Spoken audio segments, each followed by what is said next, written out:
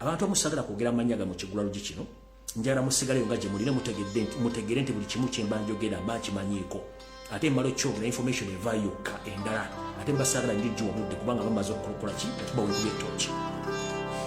kulokusatu navaayo nenjogera ne information ekwata ku bavubuka abali ku tiktok abali muzanyi gw'okusaza mu kifo kya Kyagulanyi n'okumutuusaako obulabe bangi ne muvaayo ne mukola vidiyo ne muleekaana ne mukola mutya nze eyo tubikyandya at the moment nvaayo nempa information nenjiteekawa esigadde ejja yokka gwe kyolina okukola gwagamba nti owagira ate ng'owolereza abanyambi kyolina okukola kiri kimu kwata information gye nkuwadde genda ku muntu gwe njogeddeko mukoleko research okuva gye nayogedde ku beesi gyasibuka mpaka waali olyoka otegeere kwata tukyalina budde mukaana n'abantu bannayuganda mulabira kumpi nnyo mulinga obukookowe buno temulabira wala omuntu bw'obanga olina omuntu gwewagira nga tomanyiko history we tuulaba mukuwe okakkanye entwengeri yotegere nti abantu bamanyi history bamanyi information nze nayogera ku lwakusatu bugenza okuziba olwo nga temukyasobola kwogera musiisi kyembagamba ekyo never ever judge a book according to its cover leka information etambule tulina ba informant abajjudde okwetoola ensi yonna nga Museveni abasasula on monthly basis. Who is a informant mu kigulalugi kikyalo? Informant ye muntu gw'otasobola kusuubira nti asobola okukulyamu olwo. Ayinza okuba omwana wo, ayinza okuba mukazi wo, ayinza okuba mukwano gwo. Mwenna abantu abali mu diaspora n'abali e Kampala abantu bangi mubeera mu kibooziboozi ne mutuula ne munyumya emboozi naye mugenda okulaba emboozi gye mwanyumiza ng'erina weerinkize either ku poliisi oba ku ba state agent weebuuza twabadde abantu mukaaga bakumi nga tunyumya emboozi eno naye ng'amannya gaffe gonna bagamanyi emboozi gye twanyumiza bagimanyi kyazze kitya kati mumwe aba batudde okubeerako informant ye tagenda balaga nti informant kubanga ne aparticipatinga ne mu mboozi gye munyumya ye ne yejjamu abawaayo information ne yejjamu n'alyoka awaayo mwenna. Bannayuganda abali mu diaspora oba oli mu America oba oli Canada oba oli Bungereza oba oli luddawa Museveni yabasindika by informant ku buli level yonna abatuulamu ne mukola emirimu yonna nga waali aparticipatinga bulungi nga tutegeera. Kati lero njagala kuteeka ekinyusi kino kiteeke mu kibuga kye bayita Dubai n'ekibuga kiba kya Abu Dhabi nga kiri mu United Arab Emirates. Njala mwegendereze nnyo baganda bange mwenna baliyo muyina ba informants ku buli level bemutamanyi temukola nabo mutambula nabo nze okujja okwogera ku muntu basina kye mufunako kuba sina gwempana kuno ku internet naye ngenda okwogera omuntu nga mwogeddeko mba na information emala ate mba njagala nkyogere nsi ekitegeere deri mala okuva ene mwebuzaabuza nga bafuka banaaba ba informant kanjala kubuli abantu abasinze okwonoonebwa business e Dubai nga police ezene bakwata ku buyembe mu business zammwe bannayuganda bannammwe abakolera street ba informant bakolagana ne police nejja ne bakwata ng'emanyi gwegenda okukwata business yerumba business ne bagisaanyawo naye nga akikoze informant omwana ava e Dubai ngadde e Kampala naye nga abadde mbyabufuzi naye nga tali active naye nga batuleyo mu buyembe oba tudde mu nnyumba eyo ne boogera information ne bagyogera kati omwana atuuka ku kisaawe entebe already nga bamumanyi byabadde ayogera bali babadde ayogera nabo kati already bakwata bukwasi nga bakwata enswa oyo informant yakikola okitegedde mubeera ku TikTok kuno ne mubeera simanyi tulina omuntu simanyi munene ku TikTok naye nga programu zonna zaakola akuŋŋaanyizaako data ne information nga temumanyi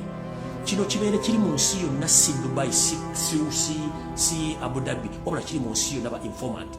informant asobola okubeera omuntu yonna gw'otasobola okusuubira nti asobola ekikola ekintu kino so njala baga mwegendereze nnyo eno ensi gye tulimu temujja gitegeera era bajja batta nnyo nga temutegeera tugamba nti omuntu gw'otasuubiriza kubeera wabulabe yasinga okubeera ow'obulabe so mbagamba mwenna bannayuganda abali mu Dubai abali Abu Dhabi simanyi nebimugebera mwegendereze nnyo ba informant ba Museveni bangi nnyo to the extent mumbadde temanyi nti ku TikTok essaawa zino kuliko abanyampi be muyita mikwano gyammwe naye nga bakuŋŋaanya information yammwe. Kati bwe nakola video prokusatu ninyogera ku bavubuka abo sigenda kuddamu kwongerako evudde abazi ne babuuka naye ababuuse mwakoze ensobi you made the big mistake mu kigulalugi kyengenda okukola olwaleero mbadde nabeetolodda budda mwenna nga nabafuna kudda information naye nga mbaleka bulesi you survive in this world ng'ensi tebamanyi mubaani ninagenza okola buli kayinja kavuddeyo kugenda nga wait a minute bano be mbalina kulako dda profile nabavudde boogera kati listen ng'omwana omuwala ng'oli mu Dubai oli Saudi Arabia oli Qatar oli luddawa ng'olina group z'olimu nga zasetingibwa amu ku babbe muyita big tiktokers ng'abaga bawola ensimbi babajjako national identification zammwe ne baga nti babawola ensimbi naye ali mu diaspora agamba nti awola ensimbi naye ng'omubuuza sere gyazija tejja kuwulirayo bakujjako national ID ne batwala amanya ga nnyoko aga kitaawo gy'osibuka baganda bo buli kimu in case you mess up family bagikwata bukwasi ne bagiryawo kati njagala kulabula buli yenna yavuddeyo n'ayasama ng'akoze ensonga ze nakoze ze nayogedde jjo don't joke with me nsobola be expose nga one akabinja kali ku TikTok akakolya Muhoozi project kamanyikiddwa lwakuba kabadde kekwese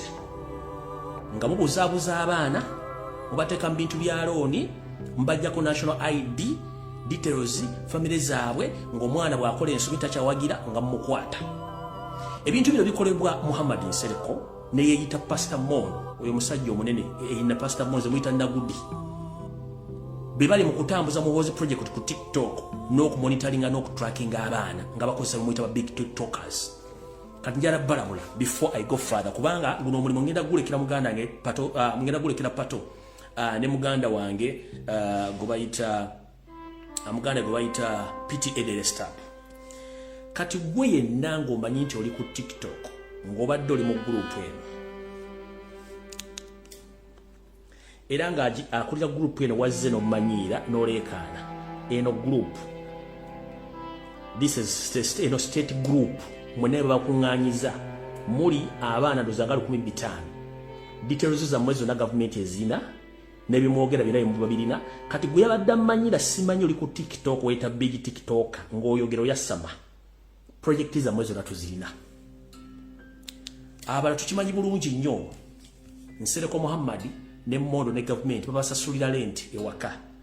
batuuka n'okwawula mu gurupu zammwe ze mwali mukolera oba ze mwali mukoleramu nga mukola ebintu bino ne tubaleka ntutusirika tubamanyi bulungi nnyo mutambuza Muhoozi project we know that naye mu kigulalo gikyanjala tusalawo ekintu kimu sirina gwe saagala kubeera ku nsi kuno njala bagamba ekigambo eki bw'oba oli muwagizi wa nkyukakyuka sigala ku sayidi y'enkyukakyuka obanga oli muwagizi wa NRM mu Muhoozi project sigala Muhoozi project ngenda kuba tinkuulira embwa zibalume kati I'm here to order all my supporters and the forces of change buli alina information ekwata ku buli kagroup konna kavuddeyo kwasa makabere individual gikwato gintere mu inbox ensonga zino ngenda zikwasa baganda nga basobola okubeera ku internet 24/7 omuli pato ne PT Edelesta ngenda zibakwasa nze nzikomya just in basebuli alina information kubanza ginaba nagadde kona ko buko ne information evayo mpitirivu ne kati nyalo bagamba mugende empola kubanga nja bagya mwenda buli yavudde nakola video mbamanyi bulungi nnyo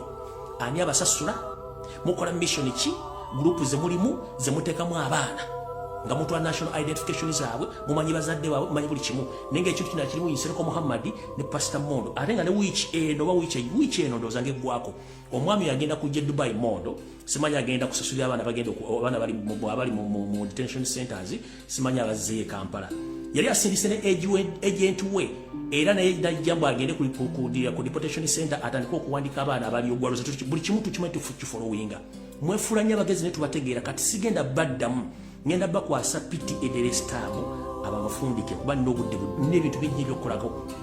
abantu nakukola ku bantu banene simu njala bategeeza kati kino bw'omanyi ng'oli mu group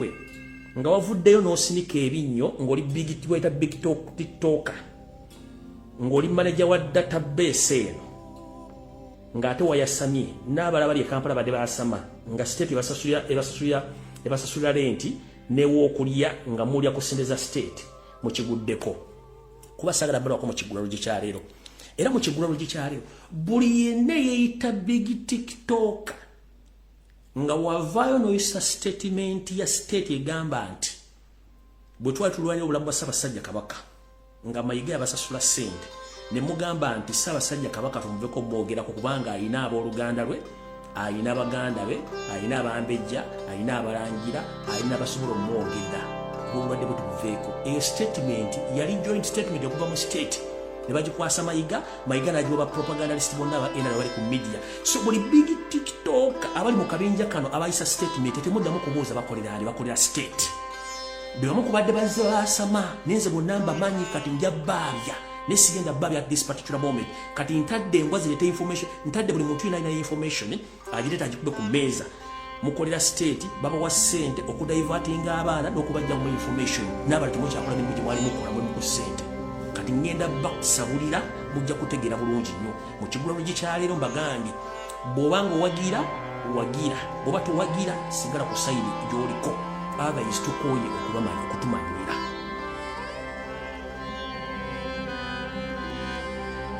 Ekyo nkiddamu. Bw'obanga omanyi tuli mu gurupu eno bagiyita database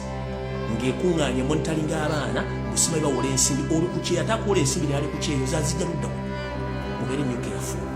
Kati nno engeri gy'abaga nti vidiyo sigenda kubawa kalowoozo obawadde ekigolo nyine nga kiwooninga mu ndaba big talkers bwe muba mwagala fire kuba exposinga mwenda bwe yavudde n'akola vidiyo information yammwe ngirina wano gyonna ngirina wano ani abasasula mukolera ani na buli kimu naye sisagala kuba manyi munoonya kawogo naye muleme okubuzaabuza baana kusula baana mu trap. Ekyo nkibagambye gye munakobekkereza buli omu nga nnoonya naye nga tesiigi mugenda kuufuna kuba mukibabuuliddewo mukitegedde bulungi nnyo.